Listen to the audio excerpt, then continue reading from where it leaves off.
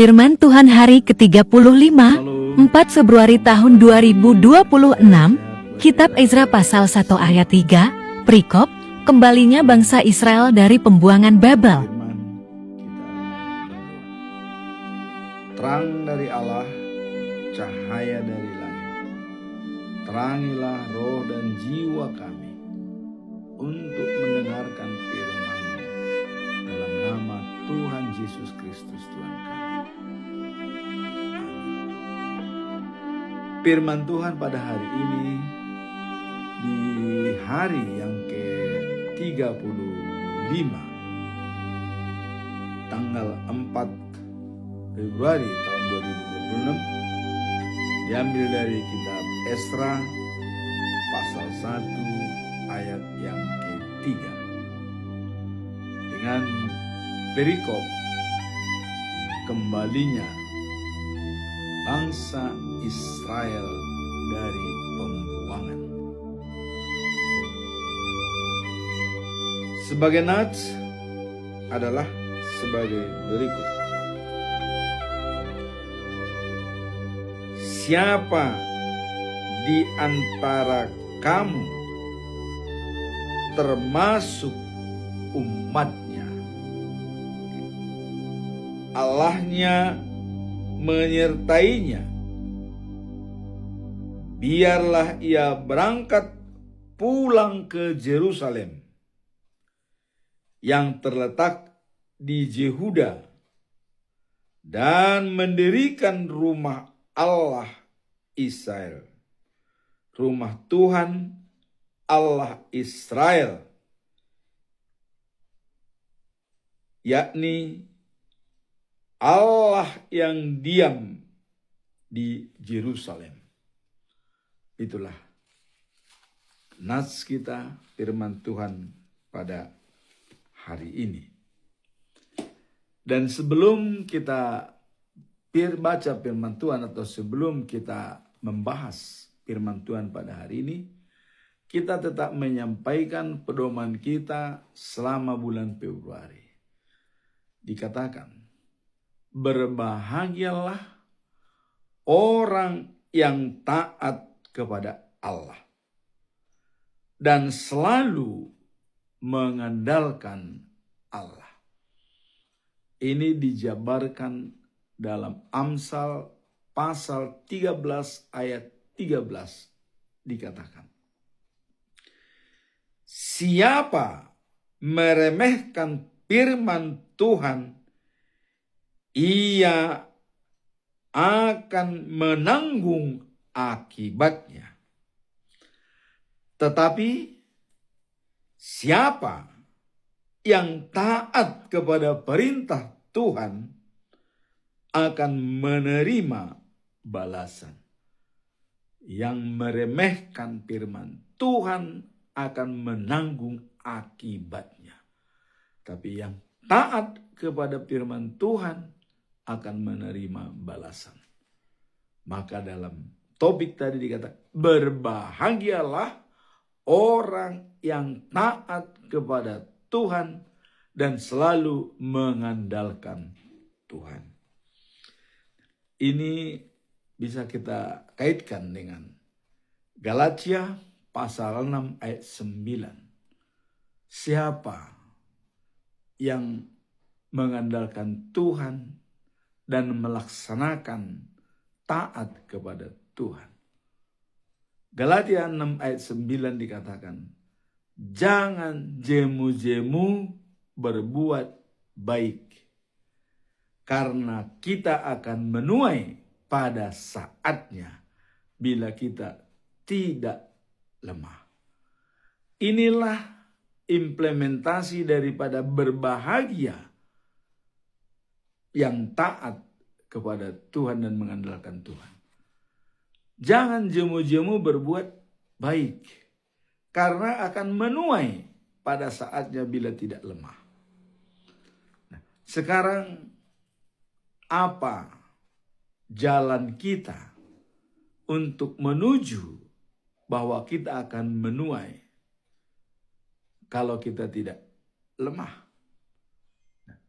1 Korintus pasal 15 ayat 58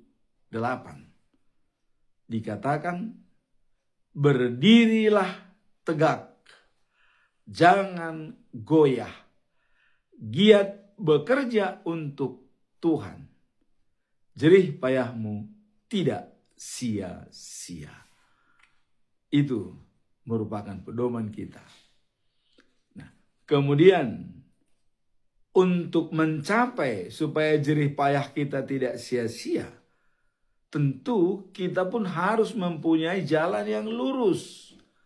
Artinya tidak mempunyai hambatan, belenggu-belenggu yang menghambat hubungan kita dengan Tuhan.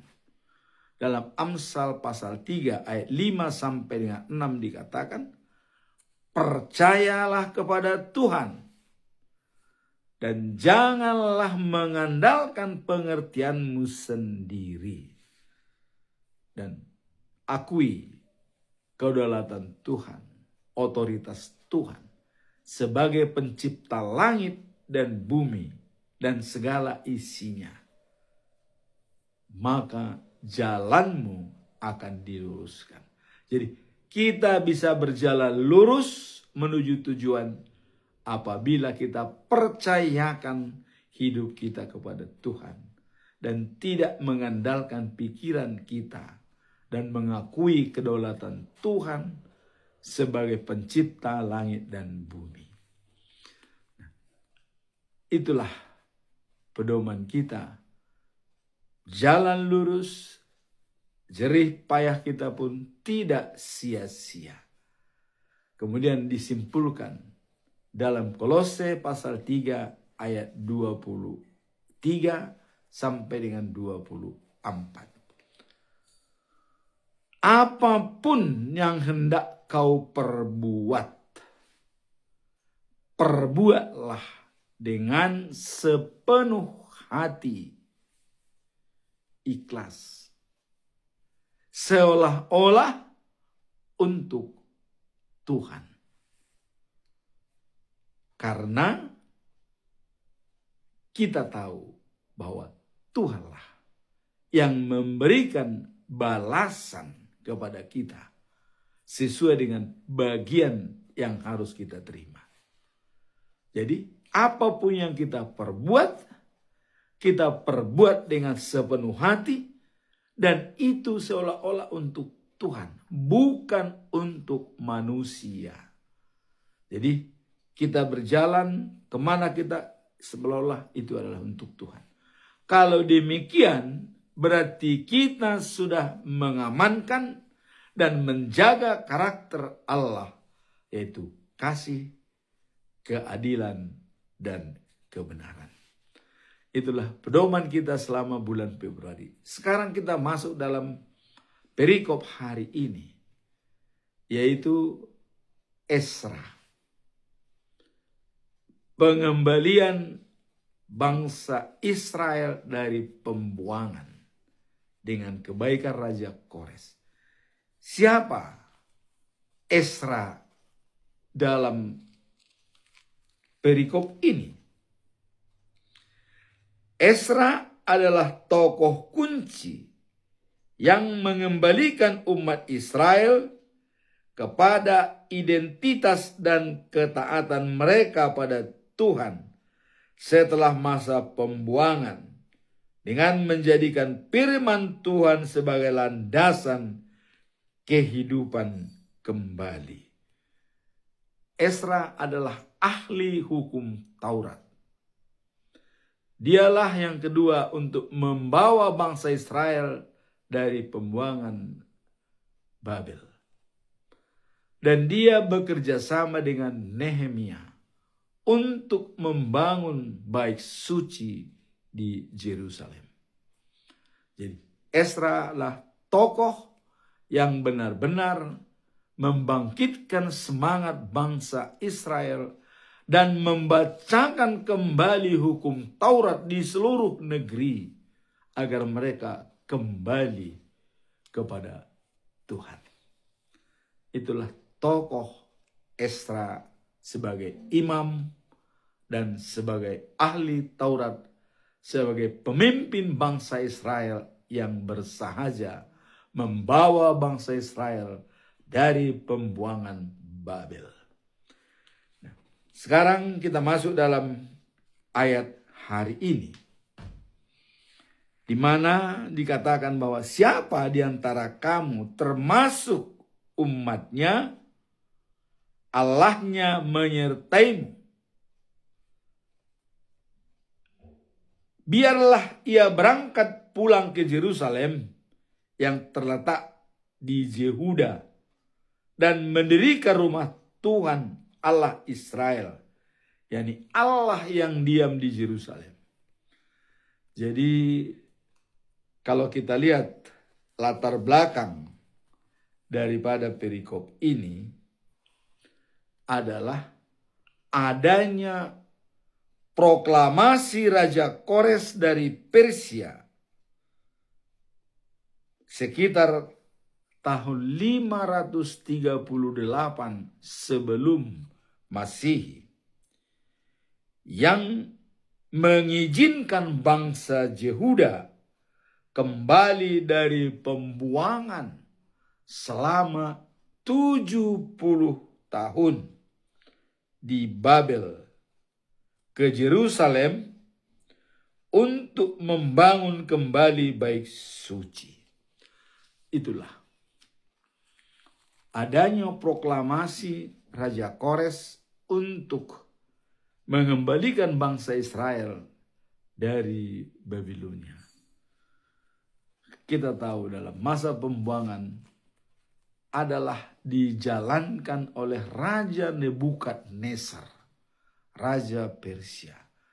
Dan setelah kerajaan diambil alih oleh Raja Kores, dia sangat baik hati dan menginstruksikan untuk semua kembali bangsa Israel dari Babilonia ke Yehuda, dan diperintah untuk membangun bait suci kembali di Yerusalem. Ini adalah nubuatan daripada Yeremia. Dan kita tahu bahwa dalam Yeremia pasal 25 ayat 11 sampai dengan 12 bahwa hamba di Babel selama 70 tahun di pembuangan, dia perbudak bangsa Israel di pembuangan selama 70 tahun. Dan ada pesan moral dari Yeremia pada saat di pembuangan. Jangan berbuat yang tidak-tidak, tapi rajinlah bekerja dan mendoakan kota supaya berhasil, agar mereka dapat berdamai di sana. Dan kemudian nubuatan Yeremia pasal 29 ayat 10, setelah 70 tahun bangsa Israel, Allah akan mengembalikan mereka ke Yerusalem. Itulah yang terjadi pada saat ini. Proklamasi daripada Raja Kores untuk mengembalikan bangsa Israel dari Babilonia menuju Yerusalem adalah menggenapi nubuatan daripada Yeremia pasal 29 ayat yang ke-10. Apa poin-poin penting dalam latar belakang daripada ayat ini? Pertama adalah pembebasan oleh Raja Kores. Raja Kores yang agung dari Persia mengalahkan Babilonia dan menyerukan dekret yang mengizinkan bangsa Yehuda pulang ke Yerusalem. Jadi setelah Raja Kores mengalahkan Babilonia, dia langsung mengikrarkan dekret bahwa mengizinkan bangsa Israel kembali ke Yerusalem. Itu latar belakang yang pertama. Kemudian yang kedua adalah penggenapan nubuat. Jadi nubuat yang telah dibuat oleh Yeremia, peristiwa ini merupakan penggenapan nubuat Nabi Yeremia mengenai berakhirnya 70 tahun masa pembuangan. Tadi kita katakan dalam Yeremia pasal 25 ayat 11 sampai 12 bahwa Israel dibuang ke Babilonia selama 70 tahun. Dan ayat 12 dan juga setelah 70 tahun akan mengembalikan mereka. Allah akan mengembalikan mereka. Dan dalam Yeremia pasal 29 ayat 10, pelaksanaan bahwa bangsa Israel harus dikembalikan dari Babilonia ke Yerusalem. Dan itulah proklamasi daripada Raja Kores untuk mengembalikan mereka dari pembuangan Babilonia. Kemudian yang ketiga adalah pembangunan kembali bait suci. Jadi dalam nubuatan itu ada perintah daripada untuk membangun kembali bait suci. Ayat 3 secara jelas dikatakan, secara khusus memerintahkan umat yang Allahnya, ya, dan juga menyiapkan mereka untuk kembali ke Yerusalem dan membangun kembali rumah Tuhan atau bait suci yang dihancurkan oleh Nebukadnezar pada tahun 587 sebelum Masehi. Jadi 587 itu dihancurkan oleh Nebukadnezar dan kembali untuk dibangun setelah 70 tahun. Nah, maka dikatakan di sini adalah adanya secara keseluruhan memerintahkan umat Israel yang Allahnya menyertai mereka untuk kembali ke Yerusalem. Itu poin yang ketiga. Nah, kemudian poin yang keempat, adanya dukungan material. Di sini adalah umat yang tidak mau kembali, artinya dia sudah mapan di Babilonia, mungkin punya harta, sudah kedudukan yang enak, diperintahkan untuk membantu mereka yang pulang dengan perak, emas, dan harta lainnya, barang-barang yang diperlukan dalam perjalanan dari Babilonia menuju Yerusalem. Jadi disinilah diciptakan di bangsa Israel solidaritas yang tinggi, setia kawan. Bagi yang tidak pulang wajib membantu yang pulang ke Israel.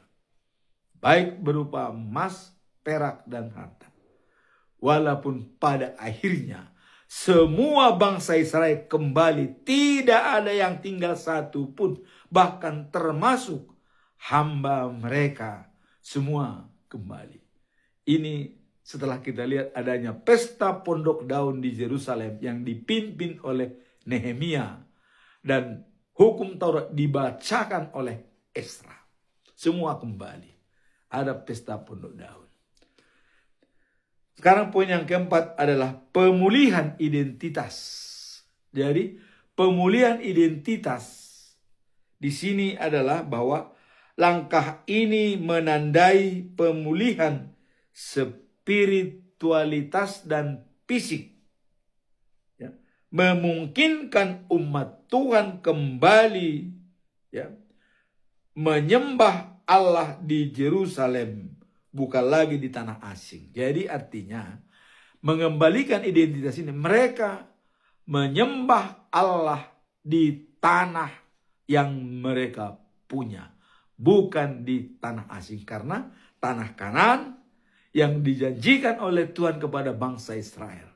Jadi pemulihan identitas supaya mereka menyembah di tanahnya sendiri.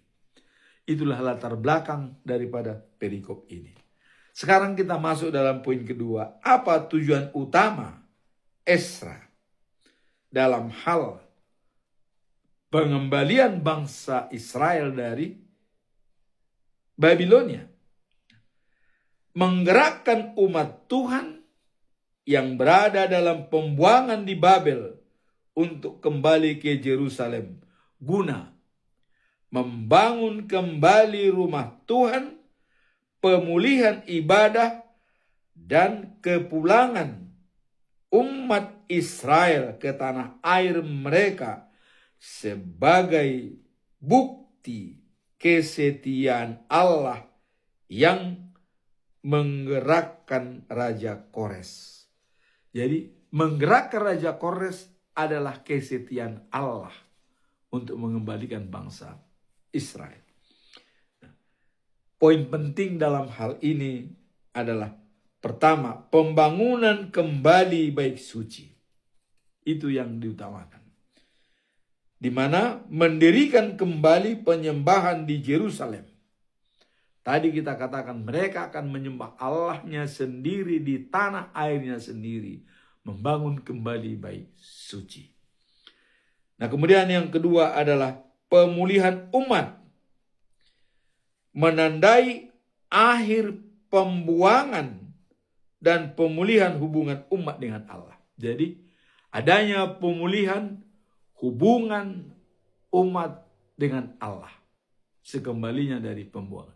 Karena bagaimanapun apabila mereka di tanah orang asing, beribadahnya pun mungkin kurang bersinergi dan juga mungkin setengah-setengah. Maka sekarang adanya pemulihan hubungan antara Allah dengan umat Israel. Nah, kemudian yang ketiga adalah panggilan iman. Nah, di sini adalah bagi umat yang Allahnya menyertai dia untuk bertindak dalam iman dan ketaatan. Jadi adanya ketaatan iman, di mana panggilan iman atau ajakan bagi umat yang Allahnya menyertai mereka untuk bertindak dalam iman dan ketaatan. Dan di sini ada semacam ketaatan dan panggilan iman. Itulah tujuan utama daripada perikop ini. Jadi pembangunan kembali rumah ibadah di Yerusalem, kemudian berakhirnya pembuangan dan pemulihan hubungan dengan umat Israel dengan Allah. Dan panggilan iman sebagai ketaatan kepada Tuhan. Kemudian sekarang kita masuk dalam poin yang ketiga. Apa pesan moral daripada perikop ini? Apa pesan moralnya? Pesan moralnya adalah seperti pasal. Nah, sekarang kita masuk dalam pesan moral daripada perikop ini.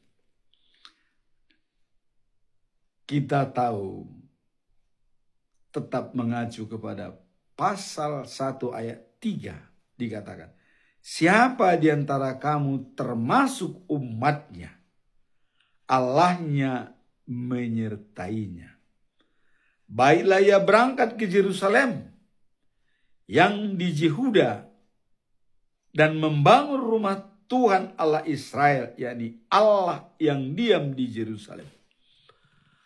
Pesan apa yang bisa kita sampaikan dalam poin ini? Pesan pertama adalah keberanian dalam memulai langkah baru, yaitu kembali sesuai dengan rencana Allah. Jadi adanya keberanian daripada umat Israel untuk kembali untuk menjalankan rencana Allah, nubuat yang telah disampaikan oleh Nabi Yeremia.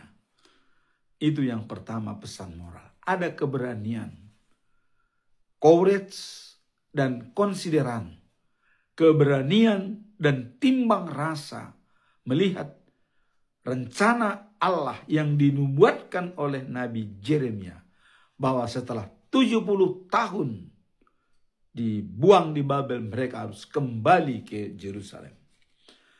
Kemudian poin yang kedua adalah Allah menyertai umat yang mentaatinya. Jadi Allah pasti menyertai umat yang taat kepadanya. Dan yang ketiga adalah pentingnya memprioritaskan ibadah dan rumah Tuhan. Jadi ada skala prioritas. Artinya mau menyempurnakan ibadah mereka dan membangun rumah Tuhan, agar mereka beribadah di kampungnya sendiri, bukan di tanah orang asing. Tapi dia beribadah di tanahnya sendiri, maka mereka diprioritaskan membangun ibadah dan rumah Tuhan. Dan yang keempat adalah kesetiaan Allah dalam menggenapi janji Allah, menepati janjinya untuk membalikkan umatnya dari pembuangan. Itulah kesimpulan daripada perikop ini sebagai pesan moralnya.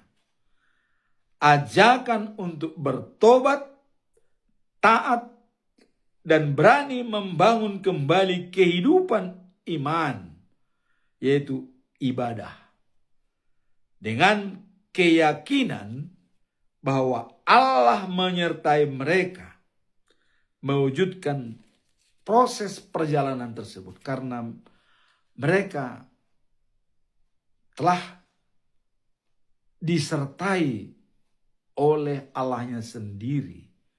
Itulah yang disampaikan dalam pesan moral daripada perikop ini.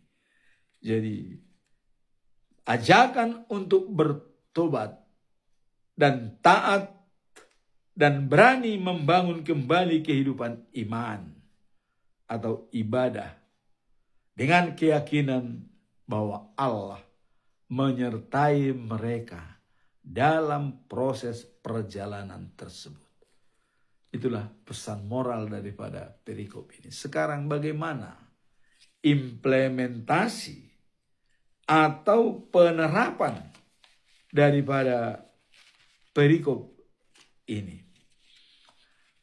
Kita tahu bahwa pemulihan ibadah, ketaatan untuk kembali pada rencana Allah dan berkomitmen membangun kehidupan rohani.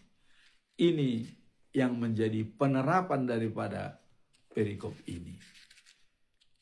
Adanya ketaatan dan pemulihan ibadah,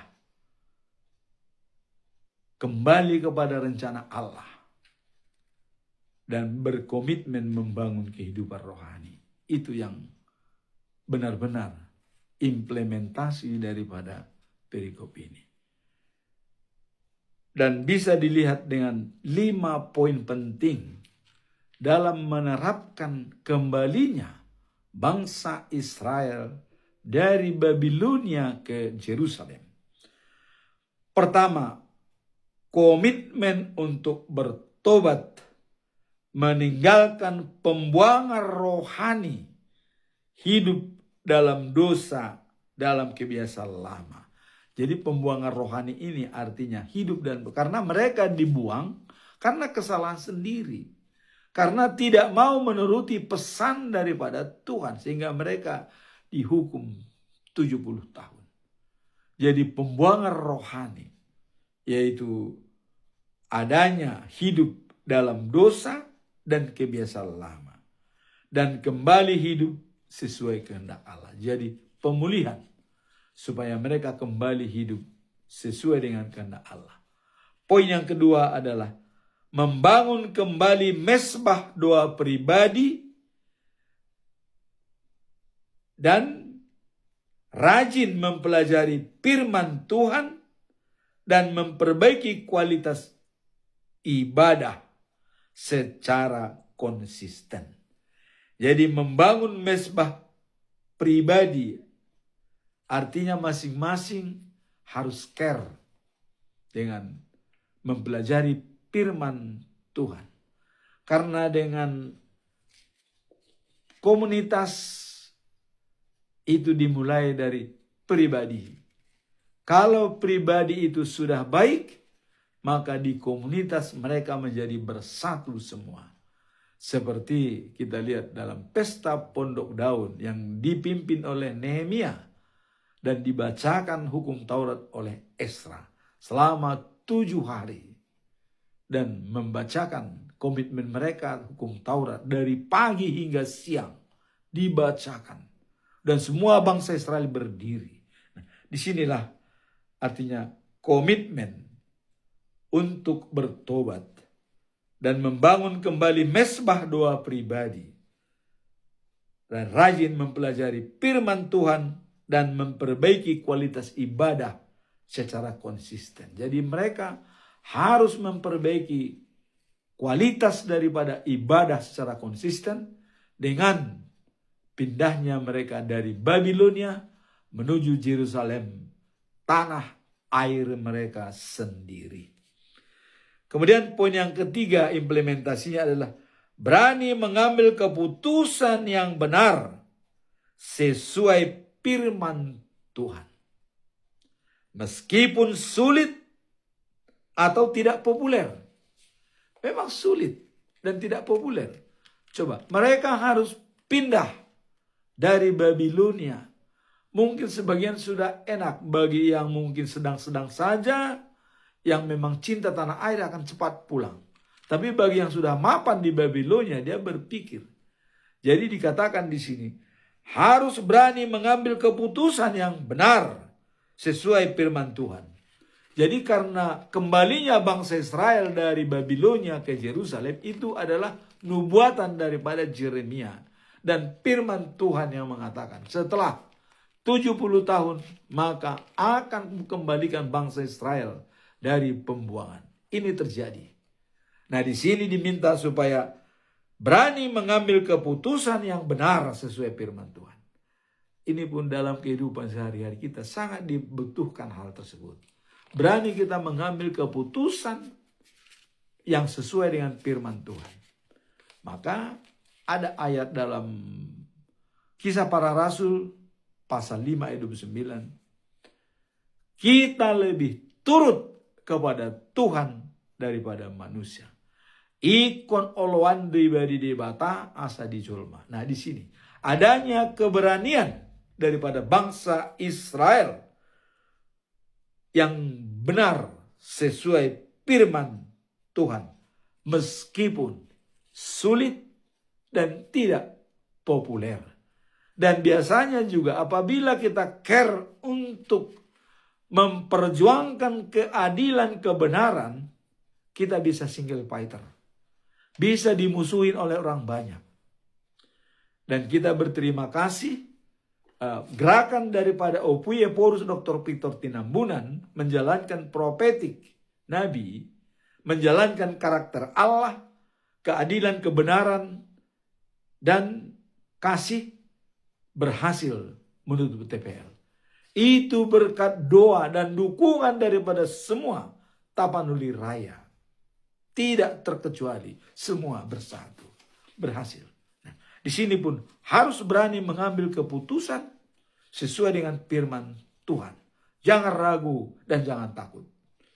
Walaupun itu tidak populer dan sangat sulit. Tapi kita harus berani, courage, dan konsideran. Punya timbang rasa. Kemudian poin keempat adalah hidup dengan percaya diri. Dan tidak takut karena saat kita mengerjakan kehendak Tuhan. Ya, tangannya yang penuh kasih karunia menopang kita. Jadi giat untuk bekerja untuk Tuhan, jerih payahmu tidak sia-sia. 1 Korintus pasal 15 ayat 58. Berdirilah tegak, jangan goyah, giat bekerja untuk Tuhan, jerih payahmu tidak sia-sia. Di sini dikatakan, hidup dengan percaya diri dan tidak takut karena saat kita mengerjakan kehendak Tuhan, tangannya yang penuh kasih karunia menopang kita. Jadi Tuhan selalu menyertai kita apabila kita mengerjakan pekerjaan daripada Tuhan. Terakhir poin kelima, rela berkorban secara material, waktu dan tenaga untuk keperluan kerajaan Allah. Jadi giat bekerja untuk Tuhan. Rela berkorban, baik material, tenaga, dan waktu untuk mewujudkan kerajaan Allah. Untuk mewujudkan rumah ibadah di Yerusalem. Inilah yang disampaikan oleh Ezra kepada bangsa Israel dalam implementasi perikop ini. Dengan kembalinya bangsa Israel dari Babilonia menuju Yerusalem, harus berani mengambil keputusan yang benar sesuai firman Tuhan, dan rela berkorban secara material, waktu dan tenaga untuk keperluan kerajaan Allah. Itulah firman Tuhan pada hari ini. Dan ini merupakan sejarah bangsa Israel kembali dari pembuangan setelah 70 tahun. Ini sangat transformatif.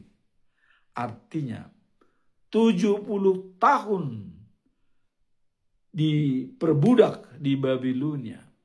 Dan mereka harus kembali. Bangsa Israel yang penuh dengan ujian, tantangan. Sehingga mereka sangat kuat menghadapi tantangan. Dan itulah rencana Tuhan untuk menguatkan sebuah bangsa. Untuk berdiri kokoh dan tidak goyah dalam situasi apapun. Kita lihat sekarang ini pun.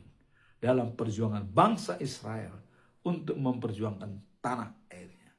Mereka tidak peduli korban berapa banyak. Tapi mereka tetap mengandalkan Tuhan. Karena dia adalah umat Allah yang dikasihi dan diberkati. Semoga dengan contoh-contoh yang disampaikan oleh Ezra bisa kita terapkan dalam kehidupan kita sehari-hari untuk tidak pernah ragu dan tidak pernah bimbang kalau kita menjalankan pekerjaan Tuhan. Tuhan selalu menopang kita. Amin. Kita berdoa. Ya Tuhan kami yang Maha Kuasa,